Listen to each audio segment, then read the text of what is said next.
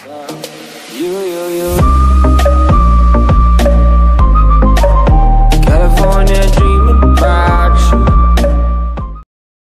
les potos, donc nouvel épisode du Piwi 80. Donc aujourd'hui nous allons graver le numéro d'identification sur le cadre. Qu'est-ce que le numéro d'identification? Eh bien tout simplement, quand vous déclarez votre machine en préfecture, il vous donne un numéro d'identification que vous devez graver sur le cadre sur une partie inamovible, ainsi que d'abord sur une plaque à l'arrière. Bon, nous on ne mettra pas la plaque. La plaque à l'arrière, c'est un numéro d'identification et non pas un numéro d'immatriculation, ne pas confondre. En aucun cas, ça vous donne le droit de pouvoir rouler sur la route.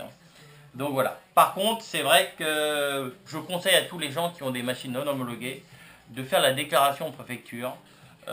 Déjà, ça fait mieux quand vous vendez la machine, de dire à la personne qui va acheter la machine, ma machine est déclarée en préfecture, elle est gravée avec le numéro, j'ai le papier comme quoi la machine m'appartient. Ça fait quand même mieux. Mais surtout, en cas de vol, ça fait un numéro de plus à donner aux forces de l'ordre pour identifier ce véhicule. Car souvent, le gros problème de ces machines-là non homologuées, comme il n'y a pas de carte grise, c'est très compliqué en cas de vol. Voilà. Donc, on grave le numéro d'identification sur le cadre. On fait une petite personnalisation Team CF7 quelque part sur le cadre. On va voir ça. Et puis voilà. Allez, on fait ça tout de suite. Action. Ok, donc ma technique à moi, un morceau de scotch. Arrête. Ok. Où je trace deux traits dessus de façon à créer une ligne. Je place ça sur la colonne de direction. Donc on va graver le numéro d'identification à l'opposé du numéro de châssis. Donc le numéro de châssis étant à droite quand on est sur la machine. Là on est à gauche sur la machine. Donc l'objectif c'est d'arriver à placer les numéros sur la même ligne, que ça fasse propre.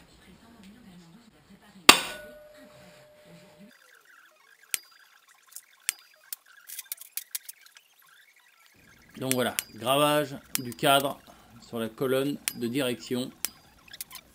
Gravage du numéro d'identification.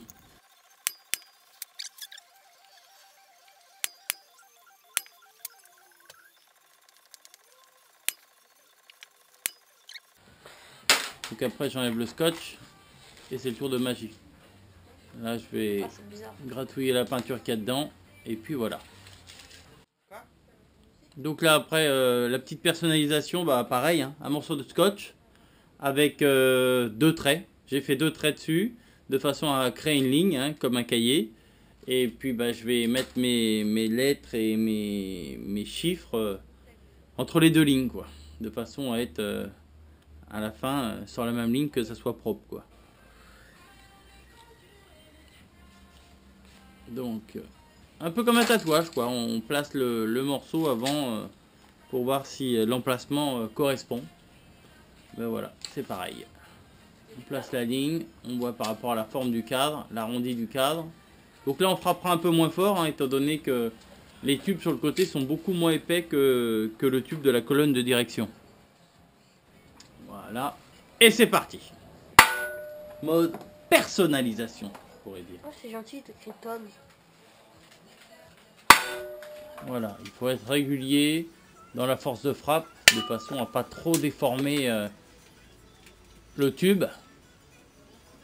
Et qu'ils aient à peu près tous la même profondeur. Parce que sinon ça fait dégueulasse à la fin.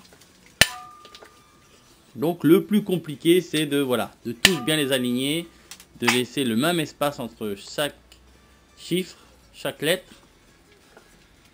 Et ça devrait être pas mal. C'est pas top top top hein. Le papier en vrai ça m'aide pas trop. Ben non.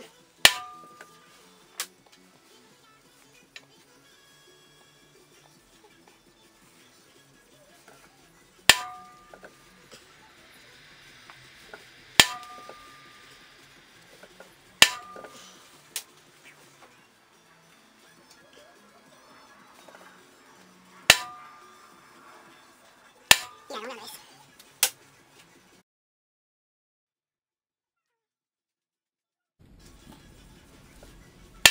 Oula, le cadre qui se barre. Allez, un 7. Un dernier 7. C'est gagné, c'est gagné.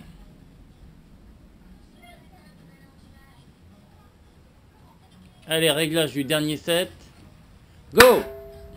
Bing. Voilà. Là, j'enlève le scotch. Voilà. J'enlève la colle. Je vais gratter à la pointe à tracer la peinture qui est à l'intérieur du lettrage.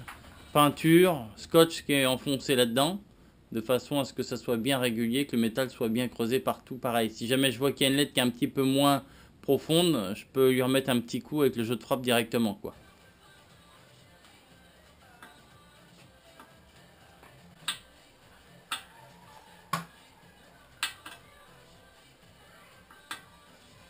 Et voilà, maintenant, c'est le tour de magie. Action. Ok, donc maintenant, c'est la transformation, le tour de magie, la peinture. Voilà, donc toutes les pièces, après avoir été poncées, préparées, arrivent en cabine. Un petit coup d'après partout, hein, pour que la peinture tienne bien.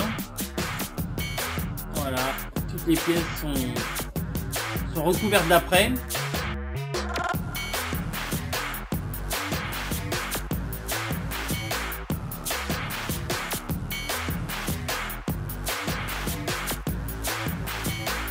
Et ensuite, c'est le noir brillant pour les pièces qui doivent être noires brillantes.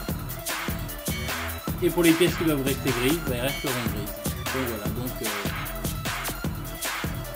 ça c'est le tour de magie. Voilà, on passe du gris au noir. Tac, tac, tac. Véritable transformation. Voilà, le tour de magie effectué par Mister Jérém. Hop, hop. Voilà, c'est tout joli après.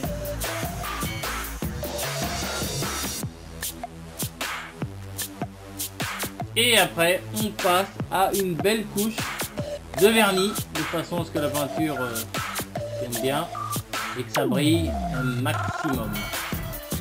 De façon à avoir des pièces toutes neuves, comme quand c'est sorti de chez Yamaha. Voilà. Le travail de l'artiste. Jérém, l'artiste en herbe.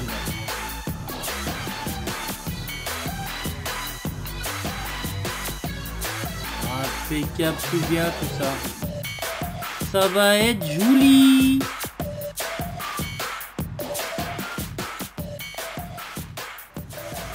Voilà, dans toutes les positions, de façon à obtenir quelque chose de nickel. Voilà. Jérém, l'un des artistes du Team Seb 7. C'est même l'artiste du Team Seb. Niveau peinture, c'est son domaine.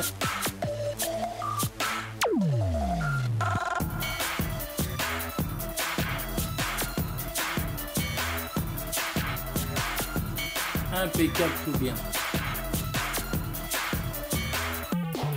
Voilà, un petit coup de vernis là-dessus. Et c'est comme neuf. C'est reparti pour 20 ans. Ok les potos, fin de l'épisode. Mercredi prochain, démontage des pneumatiques, restauration des jantes et montage des nouveaux pneumatiques. Je vous dis à plus les potos. Ciao, bye bye.